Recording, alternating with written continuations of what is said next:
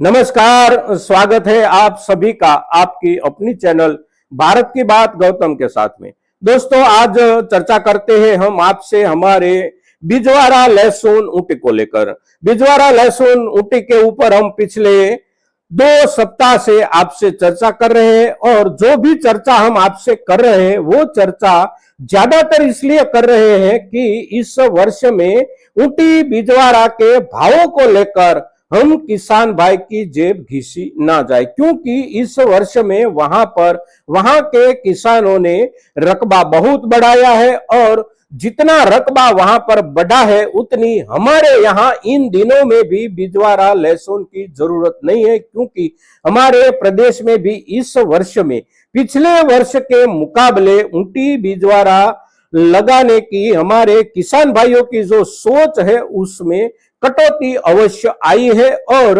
साथ साथ पिछले वर्ष में हमारे जो भी किसान भाइयों ने ऊँटी बिजवाड़ा लगाने के लिए अपने खेत खाली छोड़े थे, वो खाली छोड़े हुए खेतों का जो रकबा था उस रकबे में भी इस वर्ष में कटौती आई है। ऐसी खबरें, ऐसे समाचार सभी प्रदेशों से आ रहे हैं। तो इन दिनों में भी ऊँटी बिजवाड़ा अगर किसी को अगेती ही लगाना है, सबसे पहले अगेती लगाना है, तो अगेती लगाने वाले किसान भाइयों के पास भी इतना बड़ा ज्यादा रकबा नहीं है जो पिछले साल खाली छोड़ा गया था। तो एक वजह ये कि हमारे यहाँ किसान भाइयों की बिजवाड़े की सबसे पहली जरूरत जिस दिनों में है उस दिनों में भी पिछले वर्ष के मुकाबले कुछ कम माल की जरूरत है। और साथ साथ बाद में भी जो भी किसान भाई लगाने वाले होंगे ऊँटी बिजवाड़ा यानी कि सोयाबीन जैसी फसलों के बाद, तो उसी फसल के बाद भी ऊँटी बिजवाड़ा लगाने की सोच कर जो भी किसान भाई चल रहे हैं उसका रकबा भी पिछले वर्ष के हिसाब से अवश्य कम रहेगा। और बाजार का ये जो अंदाजा है और किसान भाइयों की ओर से ये जो सूचना, ये खबरें जो संकलित होकर आ रही है, ये सभी सूचनाओं का असर हो रहा है बाजार में। और साथ साथ वहां पर यानी कि जहां से ऊँटी बिजवाड़ा आता है वहां पर पिछले वर्ष के मुकाबले कम से कम 2 गुना रकबा बढ़ा है। 2 गुने से ज्यादा भी रकबा बढ़ने की बात और चर्चा आ रही है, किंतु हम मान ले अगर 2 गुना रकबा बढ़ा है तो भी माल की आवकें निरंतर बनी रहेगी, बढ़ती रहेगी और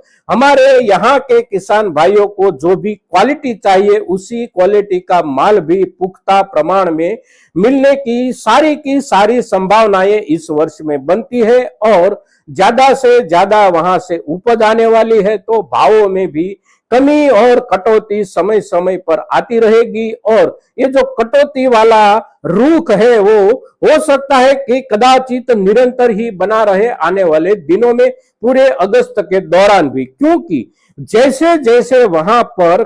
कटाई होती रहेगी और उपज खेतों से निकलकर बाजार में आती रहेगी तब तक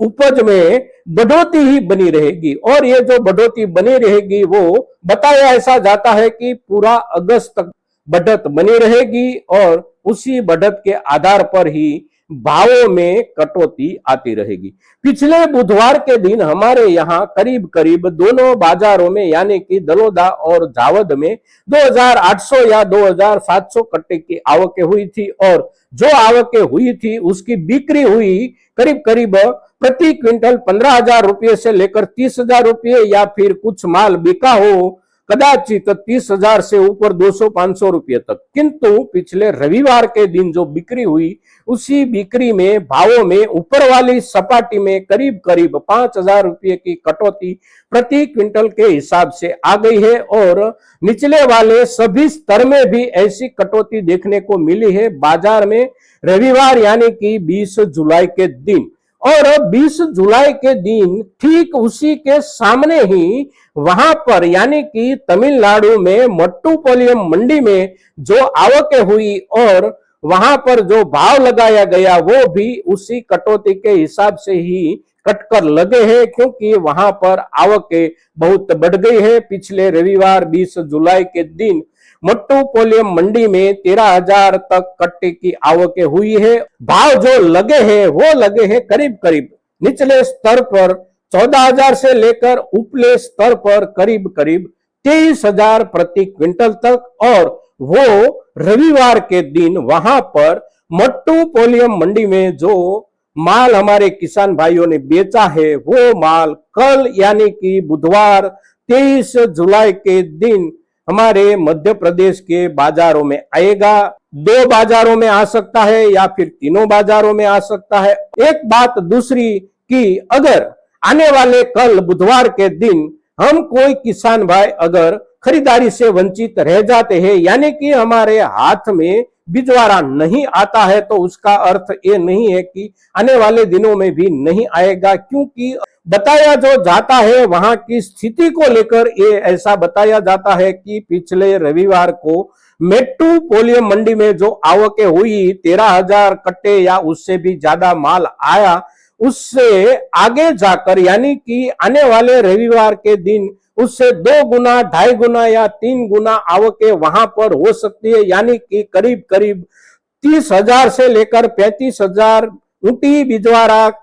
लहसुन की आवकें किसानों की ओर से मेट्टुपाल्यम मंडी में होने की संभावना है। और अगर इतनी आवकें आने वाले रविवार के दिन वहां पर होती है, तो वहां पर भी भावों में पिछले रविवार के मुकाबले कटौती आ सकती है, ज्यादा कटौती आ सकती है। साथ साथ हमारे यहाँ बुधवार के दिन कौन से भावों से माल बिका है उसका भी असर वहां पर अवश्य पड़ेगा। अगर हमारी ओर से यहाँ खरीदारी में कुछ सुस्ती बरती गई, यानी कि कोई अफड़ा तफड़ी नहीं मची और भावों में कुछ कटौती आती दिखाई देगी, तो उसका असर वहां पर मेट्टुपाल्यम मंडी में भी खरीदारी को लेकर देखने को मिलेगा। आवकें बढ़ेगी और साथ साथ यहाँ की खबरें जो जाएगी वहां पर उसका भी असर रहेगा। और उसी असर के नीचे वहां से आने वाले रविवार के दिन निचले भावों से खरीदारी होगी और निचले भावों से